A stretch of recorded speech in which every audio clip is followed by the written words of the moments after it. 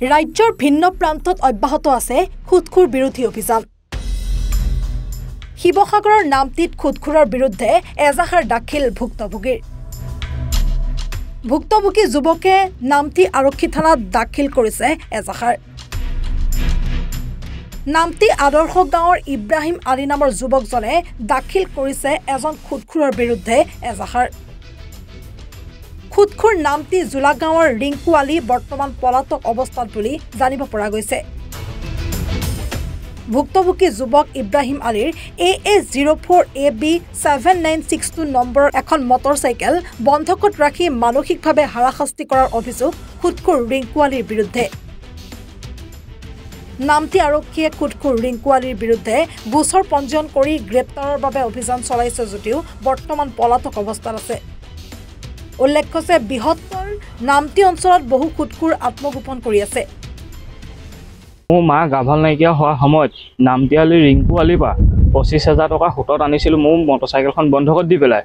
তাৰপিছতে মোৰ গাঁৱৰ মানুহো বাৰু তোলাতুলি কৰি পেলাই মোক দিয়া হ'ল। তেখেতৰ 25,000 টকাত অনাৰ পিছতে তেখেতে মোক ক'লে যে তোৰ মটৰচাইকেলখন মোৰ ঘৰত থৈ যাব লাগিব আৰু 25,000 টকা মোক পৰা লৈ যা। তাৰপিছতে যেতিয়া মই 25,000 আনিলোঁ তেখেতক সুধিলোঁ আপোনাক মই 25,000 বিনিময়ত কি দিব লাগিব। তেখেতে ক'লে বোলে মোৰ ইয়াত ইণ্টাৰেষ্ট দিব লাগিব 25,000, 5,000কৈ ইণ্টাৰেষ্ট দিব লাগিব। তাৰপিছতে মই ক'লোঁ এই 5,000কেতো নোৱাৰিম, কিবা এটা কমাই ক'লে বোলে তেতিয়া নিলে নে নিনিলে নাই। মোৰো বিশেষ পইচা ইমাৰ্জেঞ্চি হোৱাত পইচা 25,000 আনি পেলাই তেখেতক মই 3 মাহমান তেনেকৈ পইচাটো মই লাহে লাহে ঘূৰাই আছিলোঁ। তাৰপিছতে তেখেতৰ যিটো মূলধন আছিলে মূলধনটো মই ঘূৰাই দিলোঁ। ঘূৰোৱাৰ পিছত তেখেতক সুধিলোঁ পইচা আপোনাক মূলধনটো দিলোঁ আৰু কি দিব লাগিব, ক'লে বোলে আৰু 30,000 টকা দিব লাগিব। তাৰপিছতে মই তেনেকৈ কাম বন কৰি হ'লেও মই 15,000 টকা দিলোঁ আৰু মই পইচা দিবলগীয়া হোৱাত নোৱাৰিলোঁগৈ। আৰু মোৰ ঘৰত আহি পেলাই ঢেৰ অত্যাচাৰ কৰে আৰু মোকো মাতি নি পেলাই মই এবাৰ গ'লোঁ। মই ক'লোঁ যে দাদা বাইকখন মই লৈ যাওঁ, নি পেলাই মই বিক্ৰী কৰোঁ, বিক্ৰী পেলাই যিটো মূল্য আপুনি পাবলৈ আছে সেই মূল্যটো আপোনাক দি দিম আৰু মোৰ মূল্যটো মই ৰাখি থ'ম। তেতিয়া ক'লে মোক তেওঁ মানে অলপ বেয়া ব্যৱহাৰ কৰি পেলাই মোক ক'লে যে তই ঘৰলৈ যাগে পইচাটো লৈ পেলাই ইয়ালৈ আহিবি, তাৰপিছতে বাইকখন নিবি, নহ'লে বাইক নিবলৈ নাপাবি সেই বুলি কয় তেখেতে। আৰক্ষী থানাততো ইজহাৰখন দিলোঁ, তেখেতে ছাৰে বাইকখন ধৰি আনিলে বাৰু। এতিয়া কি হয় আৰু ছাৰে কৰক। খুদখুৰৰ উপদ্ৰৱৰ বাবেই বহু পৰিয়ালৰ মাটি ভাটি এতিয়া উচন হোৱা পৰিলক্ষিত হৈছে।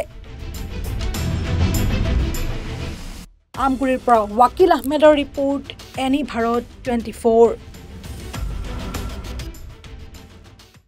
নমস্কাৰ, মই দীপজ্যোতি কেওট। পোনপ্ৰথমে সমূহ অসমবাসী ৰাইজক মই সেৱা আৰু শ্ৰদ্ধা জ্ঞাপন কৰিছোঁ আৰু এইখিনিতে জনাবলৈ পাই সুখী হৈছোঁ যে এনি ভাৰত 24 এই ছেটেলাইট চেনেলটি অতি শীঘ্ৰেই আপোনালোকৰ মাজত উপলব্ধ হ'ব।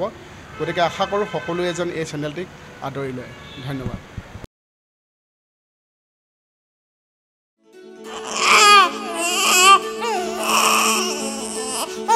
অভিনন্দন, আপোনাৰ এজনী ছোৱালী জন্ম হৈছে।